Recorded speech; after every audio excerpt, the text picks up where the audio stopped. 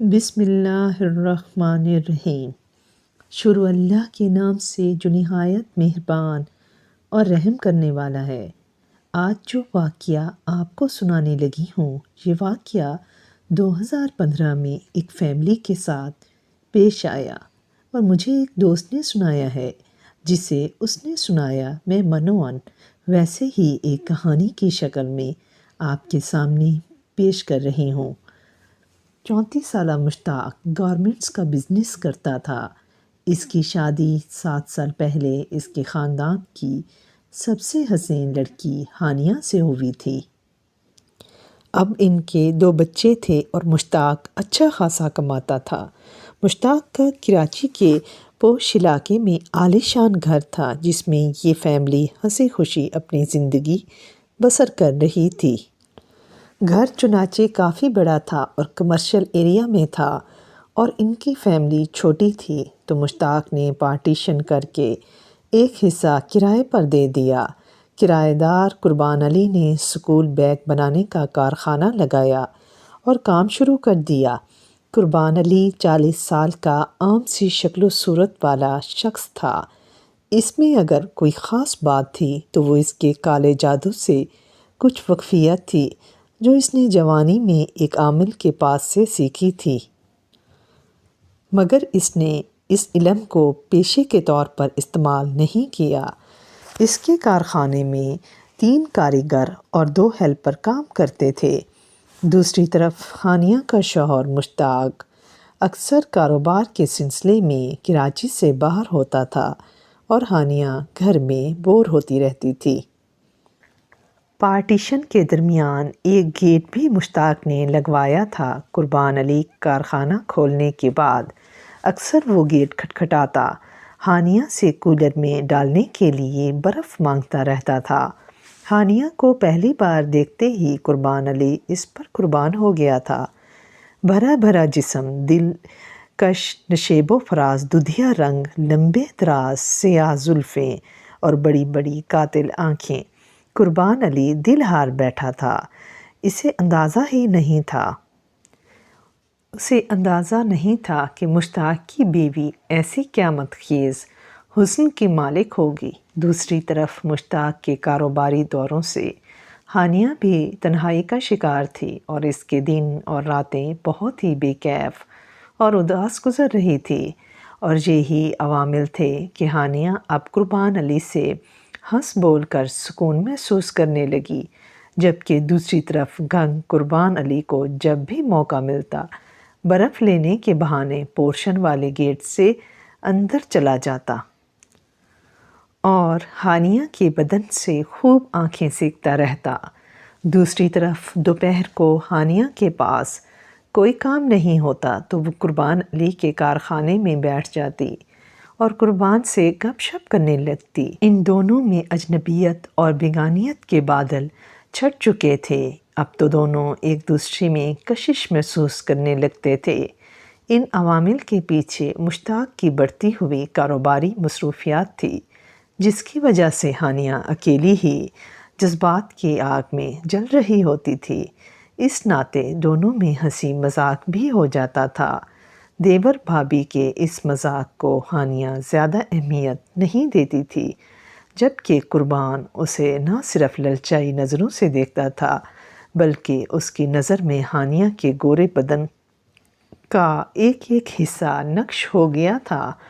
یہی وجہ تھی کہ ہانیہ کے جسم سے نظریں سیراب کرنے کے ساتھ ساتھ قربان علی ڈھکے چھپے لفظوں میں ہانیہ سے جسمانی تعلق کے خواہش کا اظہار کرتا رہتا، مگر ہانیہ ایسی باتوں کو نظر انداز کرتی رہی۔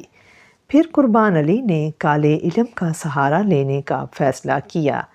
اس نے ایک دن مذاق میں ہانیہ کے بالوں کی ایک لٹ کھینچی اور کاٹ لی۔ اسی رات 12 بجے بالوں کی لٹ زمین پہ رکھ کر گول دائرہ بنایا اور الاتی پلاتی مار کر آنکھیں بند کر کے وظیفہ پڑھنے لگا۔ تقریباً 2 گھنٹے بعد اس نے آہٹ سن کر آنکھیں کھولی۔ سامنے کا منظر دیکھ کر اس کے ہونٹوں پہ شیطانی مسکراہٹ پھیل گئی۔ سامنے ہانیہ اپنی تمام تر حشر سامانیوں کے ساتھ بال کھولے کھڑی تھی۔ شب خوابی کے ناکافی لباس میں اس کا سنڈول گورا بدن غضب ڈھا رہا تھا۔ اس کی آنکھیں بند تھی، لگتا تھا جیسے وہ نیند میں چل کر آئی ہو۔ وہ آگے بڑھی اور دیوانہ وار قربان علی سے لپٹ گئی۔ ہانیہ کا انداز خود سپردگی کا تھا۔ قربان علی نے بھی ہانیہ کو باہوں میں بھر لیا۔ ہانیہ پوری طرح اس کے قبضے میں تھی۔ ہانیہ کے بازو قربان علی کے گلے میں حامل تھے۔ ہانیہ کی گرفت انتہائی سخت تھی۔ وہ ناگن کی طرح قربان سے لپٹی ہوئی تھی۔ ہانیہ کی بے باکی نے قربان علی کے ہیجان میں کئی گنا اضافہ کر دیا۔ کمرے میں دونوں کی وحشت زدہ آوازیں گونجنے لگیں۔ قربان علی وحشیانہ انداز سے شیطانی کھیل کو تیز سے تیز تر کرتا چلا گیا۔ صبح کا اجالا پھیل چکا تھا۔ دونوں تھکے ہارے بے سدھ سے پڑے ہوئے تھے۔ ہانیہ جاگ چکی تھی اور رات اپنی بے باکی پہ حیران تھے کہ کس طرح یکایک وہ نیند سی کیفیت میں قربان علی کی طرف کھنچی چلی آئی اور شرم و حیا کے سارے پردے چاک کر بیٹھی۔ مگر ان سب کے باوجود اسے کوئی پچھتاوا، کوئی افسوس محسوس نہیں ہو رہا تھا، بلکہ ایک انجانی سی کشش اسے قربان علی کی طرف کھینچ رہی تھی۔ قربان علی کو اس رات کے بعد کسی مذمت کا سامنا نہ کرنا پڑا اور اس کی رسائی ہانیہ کے بیڈ روم تک ہو گئی۔ اس نے کئی قسم کے عمل کر کے ہانیہ کے ساتھ مشتاق کے ذہن پہ بھی کافی حد تک کنٹرول حاصل کر لیا تھا۔ اب دونوں شیطانی کھیل مکمل آزادی سے کھیلنے لگے۔ 6 ماہ گزر گئے۔ ہانیہ اور قربان ایک یکجاں دو قالب بن چکے تھے۔ ہانیہ پوری طرح قربان علی کے قبضے میں تھی۔ شاطر قربان علی کے ذہن میں ایک اور شیطانی منصوبہ پنپنے لگا۔ اس کا کاروبار تباہ ہو گیا تھا، اس لیے اس نے ہانیہ کو بلیک میل کر کے روپیہ کمانے کا سوچا۔ ایک دن قربان ہانیہ سے ملا تو اس کے پاس نیا موبائل فون تھا۔ اس نے ہانیہ کو دکھایا۔ ہانیہ کو بھی بہت پسند آیا۔ قربان علی نے ہانیہ کو کہا، ڈیئر، تمہاری فلم بنانی ہے۔ ہانیہ خوش ہو گئی اور بولی، تو بناؤ نا یار، پوچھ کیوں رہے ہو؟ ہانیہ بیگم، ایسے فلم نہیں بنے گی، تمہیں کپڑے اتارنا پڑیں گے۔ Blue film? قربان علی آنکھیں مار کر خباثت سے مسکرایا۔ کیا تم میری بلیو فلم بناؤ گی؟ ہانیہ یک دم چونکی۔ ہاں تو اس میں برائی کیا ہے؟ تم کتنی حسین ہو۔ جب تم میرے پاس نہیں ہوتی تو مجھے تمہاری بہت یاد آتی ہے۔ میں تمہیں موبائل میں دیکھ کر خوش ہو لیا کروں گا۔ قربان علی نے ہانیہ کے جذبات کو چھیڑتے ہوئے کہا، یہ تو ٹھیک ہے، مگر کسی نے دیکھ لیا تو غضب ہو جائے گا۔ ہانیہ نے خدشہ ظاہر کیا۔ ارے پاگل، فون میرے پاس ہی ہوگا تو کوئی کیسے دیکھے گا؟ جانے من، تم فضول مت سوچو اور تیار ہو جاؤ خوبصورت سی فلم کے لیے۔ ہانیہ قطعی نہیں چاہتی تھی کہ اس کے جسم کی فاش عکاسی ہو، لیکن قربان کی ضد کے آگے اس کی ایک نہ چلی۔ ہانیہ نے بے بسی کا اظہار کرتے ہوئے خوشی اور حیرت کے ملے جلے تاثرات کے ساتھ قربان کے آگے ہتھیار ڈال دیے۔ قربان نے فلم کو پوشیدہ رکھنے کا وعدہ کیا تھا، اس لیے وہ بھی اپنی بلیو فلم بنانے کے لیے راضی ہو گئی۔ ہانیہ کی رضامندی قربان پہ اندھا اعتماد کو زہر کر رہی تھی، اور یہ کہ قربان اس کی تنہائیوں کا ساتھی ہے، جو مشتاق کی عدم موجودگی میں اس کے لیے بن بادل برسات کی طرح تھا۔ ہانیہ نے قربان کی منشا کے مطابق فلم بنوانا شروع کر دی۔ قربان بری مہارت سے فلمیں بنا رہا تھا۔ بعد میں ہانیہ نے وہ ویڈیو کلپ دیکھی تو خود پہ بھی شرم آ گئی۔ گورے گورے بدن پہ 2 ابھار عجیب منظر پیش کر رہے تھے۔ قربان نے ہانیہ کا ایک ایک انگ نمایاں بنایا تھا۔ اب ہانیہ کو بھی اندازہ ہو گیا تھا کہ قربان کوئی ماہر عکس بند ہے۔ دیکھو قربان، میں نے تمہارے کہنے پہ یہ فلم بنوائی، اب تم اسے ڈیلیٹ کر دو۔ ہانیہ التماس بھرے لہجے میں بولی، ضائع کر دوں گا، تم بے فکر رہو، مجھے ذرا اچھے طریقے سے تو دیکھ لینے دو، کچھ دن تک مجھے اس کے مزے تو لینے دو۔ قربان علی خباثت سے کہکا لگاتے ہوئے بولا۔ میں تو تمہارے حسن کے نشانے پہ ہوں، مجھ سے نہ ڈرو۔ جانے من یہ کہتے ہوئے قربان نے اپنے ہاتھ ہانیہ کے کاندھوں پر رکھ دیے، جو دوسرے ہی لمحے ہانیہ کو کچھ پیغام دینے لگے۔ قربان کی بلیک میلنگ نے ہانیہ کو توڑ کے رکھ دیا اور وہ بیمار پڑ گئی۔ ہانیہ کی تماداری کے لیے اس کی چھوٹی بہن شبنم بھی آ گئی، جس سے ہانیہ کی کافی ڈھارس بن گئی تھی۔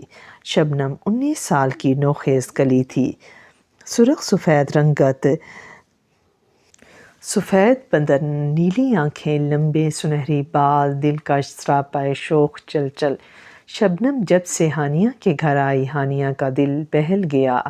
قربان علی نے اتفاقاً شبنم کو دروازے پہ کھڑے دیکھ لیا۔ نظر پڑتے ہی وہ حیران رہ گیا، اتنا مکمل حسن اس کے منہ سے سیٹی سی نکل گئی۔ وہ سمجھ گیا کہ ہانیہ نے ایک بار اپنی بہن کا ذکر کیا تھا۔ یہ وہی ہے۔ اس نے تھوڑے قریب جا کر موبائل کے کیمرے سے اس کی تصویر لے لی۔ تصویر اگرچہ سائیڈ سے لی گئی تھی، مگر شبنم کا چہرہ اس میں واضح تھا۔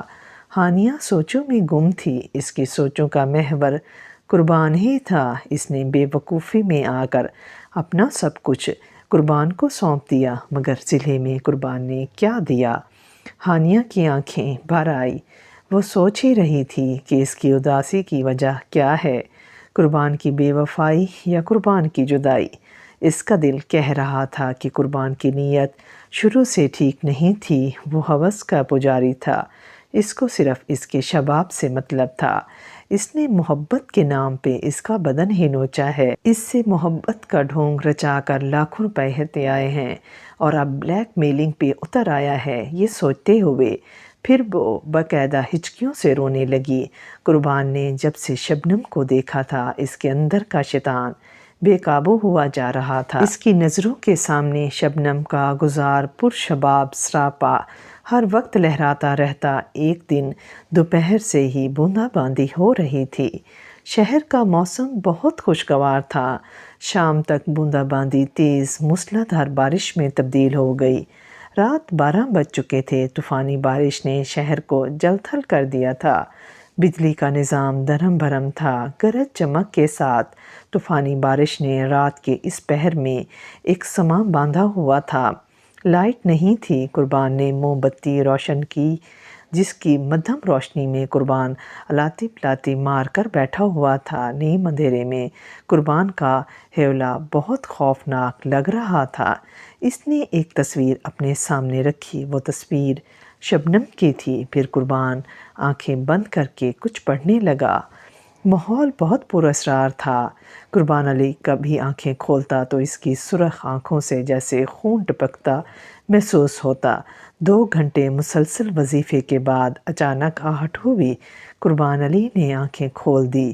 سامنے شبنم اپنی تمام تر رعنائیوں اور دلکشی کے ساتھ کھڑی تھی۔ اس کی آنکھیں بند تھیں، اس کی سانسیں بہت تیز چل رہی تھیں۔ لگتا تھا جیسے وہ بہت دور سے بھاگتی ہوئی آئی ہو۔ اس کے جسم پہ موجود شب خوابی کا مختصر لباس بھیگ کر اس کے بدن سے چپک چکا تھا، جس سے اس کے بدن کے خد و خال بہت واضح نظر آ رہے تھے۔ لگتا تھا وہ بارش میں بھیگتی رہی ہو۔ اس کا پرشباب بدن ہولے ہولے کانپ رہا تھا۔ بارش اپنے زوروں پہ تھی، بجلی بار بار چمک رہی تھی۔ ماحول بہت ہی پراسرار ہو گیا تھا۔ قربان علی کی آنکھیں خیزاں ہونے لگی۔ اسے اپنے پورے جسم میں سنسنی سی محسوس ہونے لگی۔ اس کے چہرے پہ مخصوص شیطانی مسکراہٹ ابھری اور اس نے زور زور سے کچھ پڑھا۔ شبنم ماہی ہے، آپ کی طرح تڑپی اور پرجوش انداز میں قربان علی سے لپٹ گئی۔ اچانک بجلی کی کڑک سے ہانیہ کی آنکھ کھل گئی۔ اس نے کروٹ بدلی، مگر حیرت سے گنگ رہ گئی۔ شبنم اپنی جگہ سے غائب تھی۔ وہ ہڑبڑا کر بیٹھی۔ شبنم کمرے میں نہیں تھی۔ اس کی ریڑھ کی ہڈی میں سرد سی لہر دوڑ گئی۔ خدشے اور وسوسے اس کے دل میں سر ابھارنے لگے۔ اس نے صحن میں بھی دیکھا، وہ وہاں بھی نہیں تھی۔ اتنی طوفانی رات میں وہ کہاں جا سکتی ہے؟ اچانک اس کے ذہن میں جھماکا ہوا۔ خوف سے اس کی حالت بری ہو گئی۔ وہ غیر ارادی طور پہ دبے قدموں قربان کے کارخانے کے گیٹ کی طرف بڑھنے لگی۔ گیٹ کھلا ہوا تھا، وہ دبے پاؤں اندر داخل ہو گئی۔ ہر طرف اندھیرا تھا، بائیں طرف ہلکی سی روشنی آ رہی تھی۔ وہ اس طرف بڑھ گئی، اگلا منظر دیکھ کر اس پہ سکتہ طاری ہو گیا۔ ہلکی سی روشنی میں اسے دو حولے نظر آ گئے، ایک کوئی لڑکی تھی۔ اس نے غور سے دیکھا، وہ پہچان گئی، وہ شبنم تھی۔ دونوں قدرتی لباس میں تھے، ہوا اور آدم کی نمائندگی کر رہے تھے۔ ہانیہ کی آنکھوں کے آگے اندھیرا چھانے لگا، اسے زور کا چکر آیا۔ اس نے دیوار کا سہارا لیا، اچانک اس کی نظر زمین پہ پڑے لوہے کی راڈ پر پڑی۔ اس نے ہجائی انداز سے راڈ اٹھایا اور اب اس کی آنکھوں میں خوف کی بجائے نفرت اور انتقام کے شعلے بلند ہو رہے تھے۔ وہ دونوں کے سر پہ پہنچ گئی۔ شبنم اور قربان ہڑبڑا کر الگ ہو گئے۔ ذلیل کمینے انسان، تو نے میری بہن کو بھی اپنی ہوس کا نشانہ بنایا، میں تمہیں زندہ نہیں چھوڑوں گی۔ ہانیہ میں نہ جانے اتنی طاقت کہاں سے آ گئی تھی۔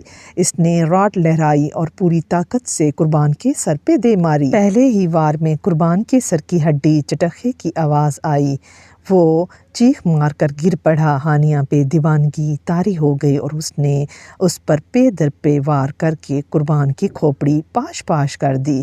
شبنم ایک طرف کھڑی تھر تھر کانپ رہی تھی۔ ہانیہ نے آخری وار کیا اور چکرا کر بے ہوش ہو گئی۔ یہ دیکھ کر شبنم ہنزائی انداز میں چیخنے لگی۔ صبح کے 8 بجے تھے۔ مشتاق پولیس کے ساتھ قربان کے کارخانے میں کھڑا تھا۔ قربان کی لاش پوسٹ مارٹم کے لیے جا چکی تھی۔ ہانیہ بھی ہاسپٹل میں تھی۔ پولیس نے اسے حراست میں لے لیا۔ پولیس کی ابتدائی تفتیش سے پولیس کو سنسنی خیز معلومات حاصل ہوئی کہ قربان بیک وقت 8 عورتوں کو بلیک میل کر رہا تھا۔ اس کے کمرے سے میموری کارڈ، USB اور عملیات میں استعمال ہونے والی اشیاء، تعویذات وغیرہ، جنسی طاقت کے ادویات کے ساتھ ساتھ چرس اور شراب کی بوتلیں بھی برآمد کی گئی، جس سے پولیس کو ساری کہانی کا علم ہوا۔ بعد ازاں ہانیہ اور شبنم کے بیانات نے ساری کڑیاں جوڑ دی۔ آخر میں یہ سوال پیدا ہوتا ہے کہ اس سارے واقعے میں قصوروار کون تھا؟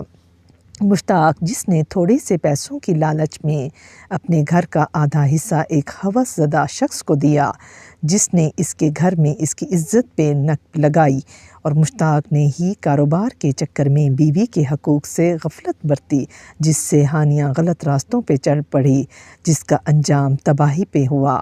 یا ہانیہ، جس نے نہ بچوں کی پرواہ کی، نہ شوہر کی عزت کا پاس رکھا اور اپنی نفسیاتی خواہشوں کے لیے رشتے ملیا میٹ کیے اور آخر میں تباہی و رسوائی اس کا مقدر بنی۔